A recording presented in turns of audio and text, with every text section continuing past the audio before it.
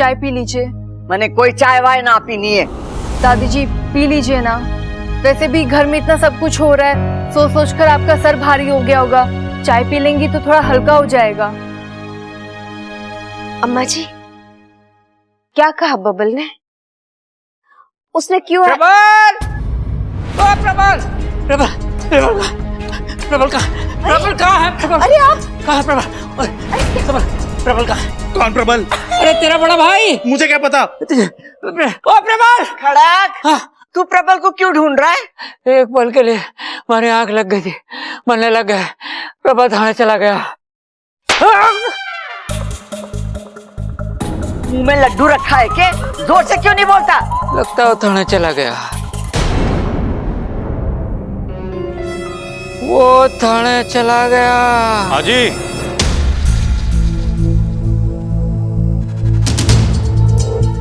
इच्छा का ससुराल यही है? जी हाँ, लेकिन दरोगा जी आप यहाँ इच्छा को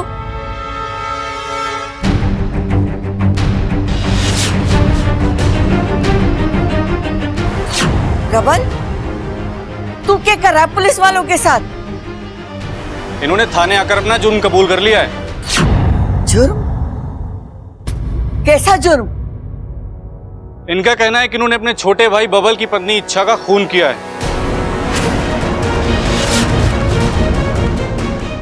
और उसकी लाश पहाड़ी से बहने वाली नदी में बहा दी है। ओम श्री शेषाय नमः। ओम श्री शेषाय नमः। ओम श्री शेषाय नमः। ओम श्री शेषाय नमः।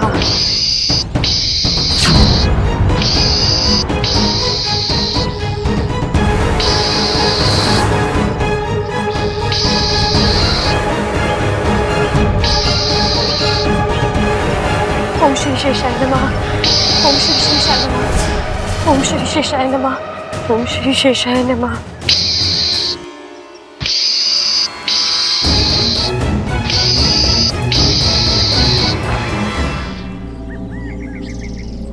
पिताजी ने सही कहा था, क्या एक एक कदम पर खतरा है। तुझे सावधान रहना होगा इच्छा। ओम श्री शेषाय नमः। प्रबल, यहाँ आ तो।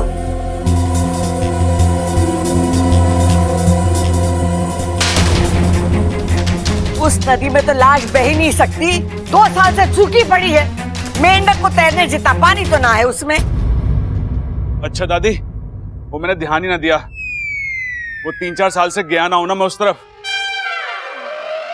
अगर तू गया नहीं 3-4 साल नदी के पास और उस नदी में पानी नहीं है तो तूने लाश कैसे बहा दी? वो जितना पानी था उसमें थोड़ा सा पानी और डालो और लाश बहा दी। अरे पिताजी, पुलिस क्यों आई है? अरे क्यों आई है? तू कुछ नहीं बोलेगा, चुपचाप खड़ा रहे, माँ सब संभाल लेगी। दरोगा जी, अब तक तो आप समझ ही चुके होंगे कि ये झूठ बोल रहा है, और ये झूठ क्यों बोल रहा है ये मैं नहीं जानती। लेकिन एक बात बताती हूँ आपको, यहाँ कोई खून वून ना हुआ है। इसका खून? कौशल्या जी, आप जो कह रही हैं हो सकता है ये सब सच हो, लेकिन प्रबल ने खुद थाने में आकर अपना जुर्म कबूल किया है। अब इस मामले को मैं ऐसे ही रफा दफा नहीं कर सकता, मुझे इच्छा से पर्सनली मिलना होगा, तभी तो मुझे पता चलेगा कि यहाँ कुछ गलत नहीं हुआ है और ना ही उसके खून जैसा इन्होंने बयान दिया है। कहाँ है इच्छा? इंस्पेक्टर साहब, मैं बब्बल, इच्छा का पति। आप इच्छा से नहीं मिल सकते, वो अपने मायके गई है। तो ठीक है, आप उसके मायके का एड्रेस और फोन नंबर दे दीजिए, मैं वेरीफाई कर लूंगा। दरोगा जी, हमारे पास उसके मायके का पता ना है। कमाल है, एक तरफ तो आप कह रही हैं कि इच्छा आपकी बहू है और दूसरी तरफ आपके पास आपकी बहू के मायके का एड्रेस भी नहीं है। अब ये मामला हमें संदिग्ध लग रहा है, हमें इच्छा से मिलवाइए वरना आपके खिलाफ मुझे कानूनी कार्रवाई करनी पड़ेगी। आपको जो सही लगे आप कीजिए, लेकिन ये सच है कि इच्छा अपनी मर्जी से घर छोड़ के चली गई। अब वो कहां है, क्या करिए, ये हम नहीं जानते। अगर आपको हम पर शक है तो आप प्रॉपर इन्वेस्टिगेशन कीजिए, लेकिन अगली बार तब आइएगा जब पक्के सबूत हो आपके पास। देख, मैंने पता है प्रबल ने इच्छा को नहीं मारा, इच्छा को तूने मारा है। मेरी बात तो सुन, तूने सारे सबूत तो मिटा दिए ना। चिंता मत कर, अगर नहीं मिटाया ना तो हम मिलकर मिटा देंगे। पिताजी आप क्या बोल रहे हो? हा? मैं इच्छा से नाराज हूं, लेकिन इतना गिरा हुआ इंसान नहीं हूं कि उसका खून कर दूंगा। दरोगा जी, आप प्रबल की बातों पर ध्यान मत दीजिए। ये तो बावला है, हमारा विश्वास कीजिए। इच्छा का खून ना हुआ है, वो तो बबल के साथ झगड़ा हुआ और नाराज होकर अपने मैके चली गई। वो जैसी आएगी मैं आपको फोन करूंगी, फिर आप आके मिल लेना। ठीक है, अभी तो मैं जा रहा हूँ, लेकिन आपके घर पर मेरी नजर बनी रहेगी। चलो। देखा,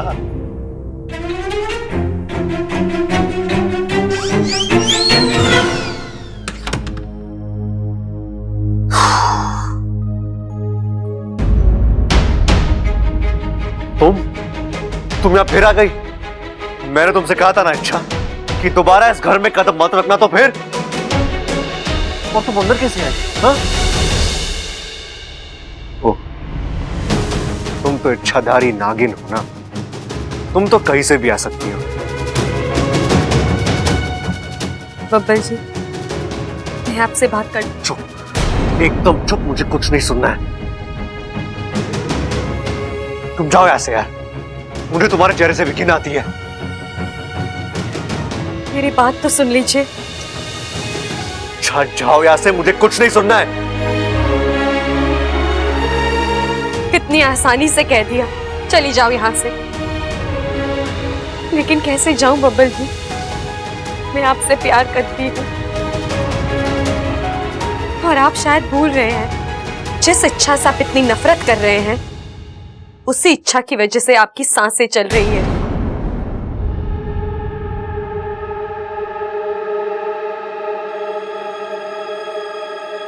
क्या मतलब है तुम्हारा? यही कि मैंने अपनी आधी जान आपको दी है और उसी वजह से आप जिंदा हैं। आपको याद है दिवाली के दिन उस बम वाले हादसे में जब आप बुरी तरह घायल हुए थे? अब्बू!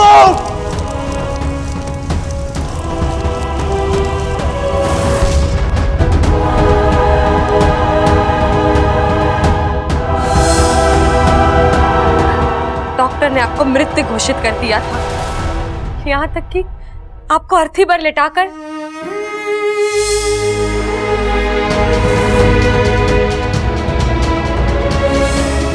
और फिर अचानक चमत्कार हुआ, आप जिंदा हो गए।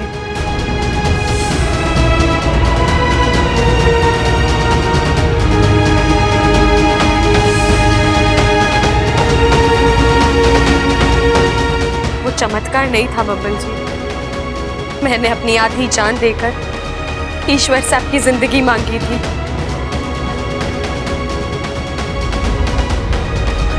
इच्छा, तुम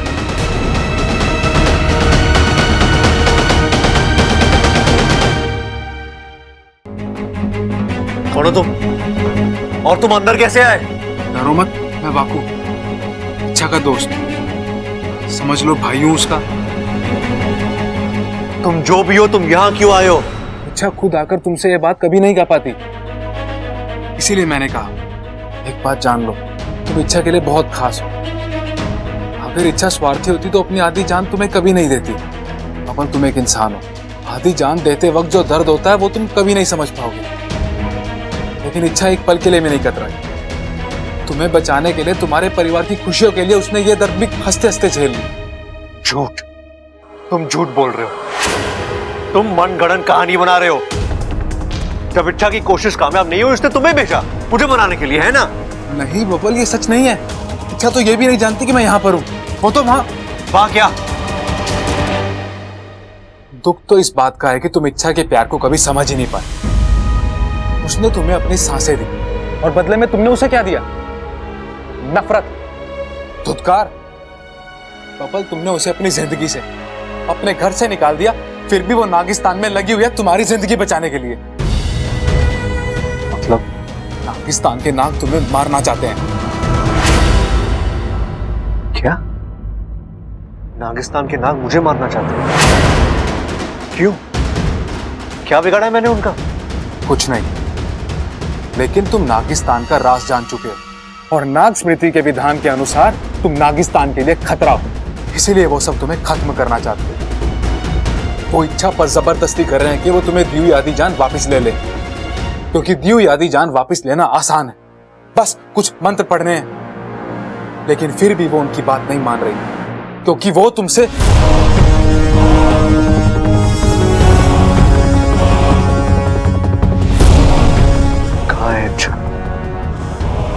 कहाँ है इच्छा? नागिस्तान की सबसे कठिन परीक्षा पर निकल चुकी। वो इस परीक्षा के जरिए नागोमी देव की मर्जी जानना चाहती। अगर वो इस परीक्षा में सफल हुई तो तुम्हें जीवन दान मिलेगा, और अगर वो असफल हुई इच्छा की जान जाएगी।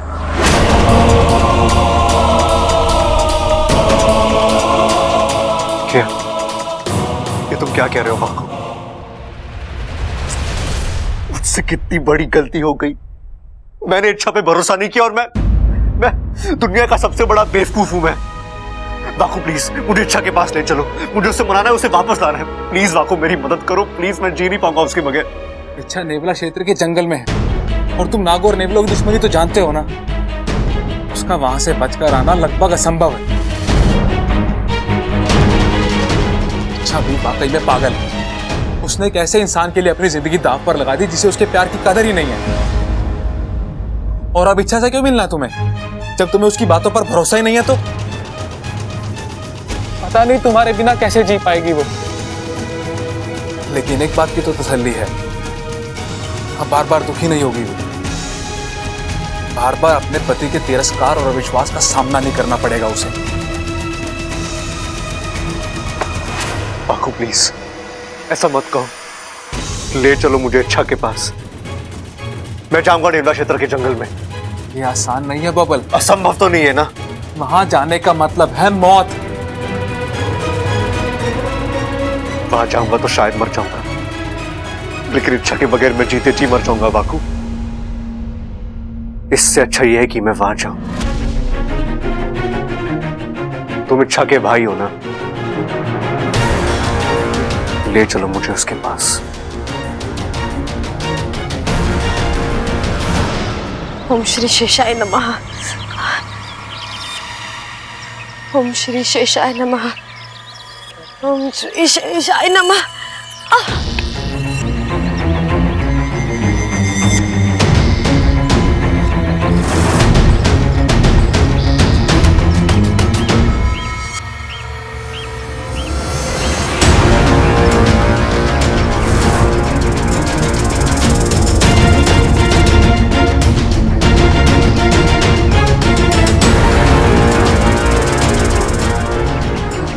ओम श्री शेषाय नमः। ओम श्री शेषाय नमः। ओम श्री शेषाय नमः। ओम श्री शेषाय नमः।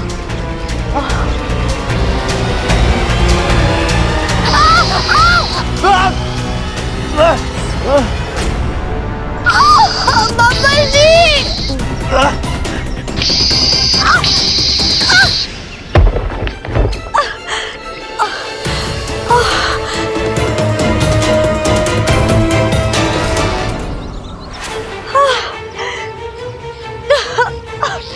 यहाँ तो कोई भी नहीं है। फिर ये जख्म कैसे? जरूर इच्छा जख्मी हुई है बबल, और क्योंकि उसकी आधी जान तुम्हारे अंदर है, इसलिए जब जब इच्छा जख्मी होगी या उसे चोट लगेगी या दर्द होगा, तब तब तुम्हें भी चोट लगेगी और तुम्हें भी दर्द होगा।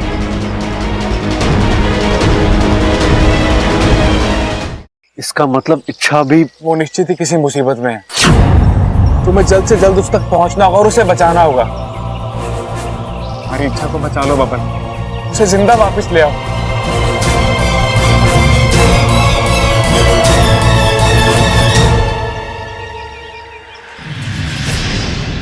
ओम श्री शेषाय नमः। ओम श्री शेषाय नमः। ओम श्री शेषाय नमः। ओम श्री शेषाय नमः। ओम श्री शेषाय नमः।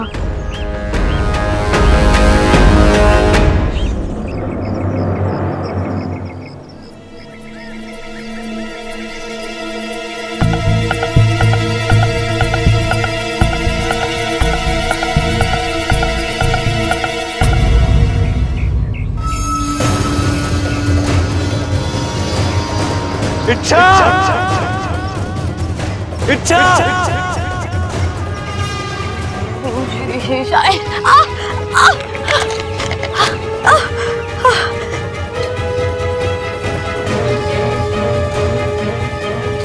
इच्छा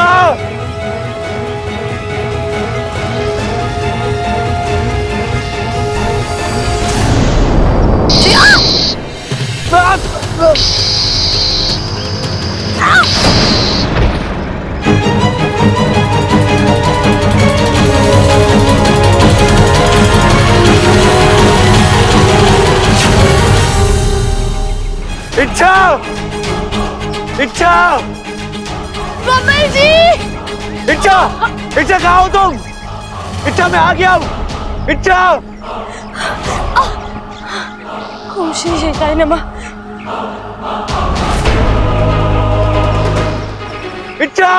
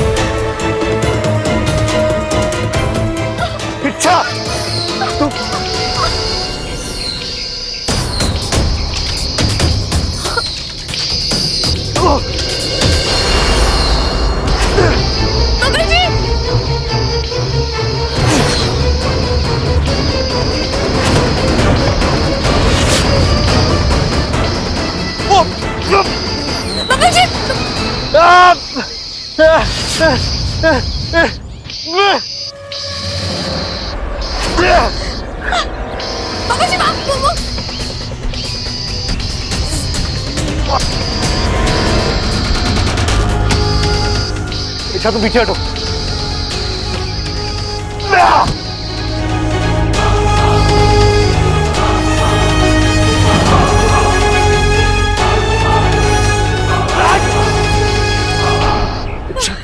तुम ठीक हो इच्छा? हाँ?